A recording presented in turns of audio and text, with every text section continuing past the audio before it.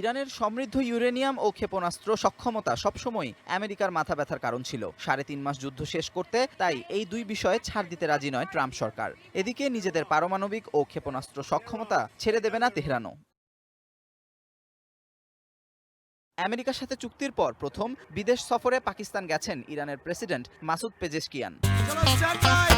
Sorry লাইফে কখন কি হয় গ্যারান্টি আছে, তাই ইন্স্যুরেন্স করুন সিটি ব্যাংকে, কারণ ইন্স্যুরেন্স করলে সিটিতে সুরক্ষা পাবেন নিশ্চিতে।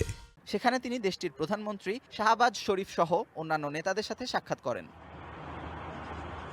একটি যৌথ সংবাদ সম্মেলনে পেজেশকিয়ান জানান, আমেরিকার সাথে চুক্তির কোথাও ইরানের ক্ষেপণাস্ত্র সক্ষমতার কথা উল্লেখ ছিল না এবং কখনো থাকবে না। চুক্তি হলে তা পারস্পরিক আলোচনার মাধ্যমেই হতে হবে বলে মনে করেন তিনি। তেহরানের নিরাপত্তার সাথে আপোষ করবেন না পেজেশকিয়ান।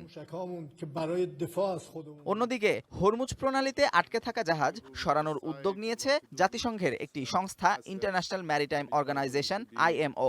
সংস্থাটি যথাযথ নিরাপত্তা নিশ্চিত করে 11,000-এর বেশি নাবিককে হরমুজ থেকে নিরাপদে সরিয়ে নেয়ার কাজ শুরু করেছে। এর আগে হরমুজে টোল বসানোর চিন্তা করছিল ইরান, তবে এমনটি করলে তা আন্তর্জাতিক আইন বিরোধী হবে বলে জানান আমেরিকার স্টেট সেক্রেটারি মার্কো রুবিও। তিনি আরও জানান, আমেরিকার সাথে চুক্তিতে হরমুজে টোল বসানোর কথা থাকছে না। Amanur Rahman, one international desk.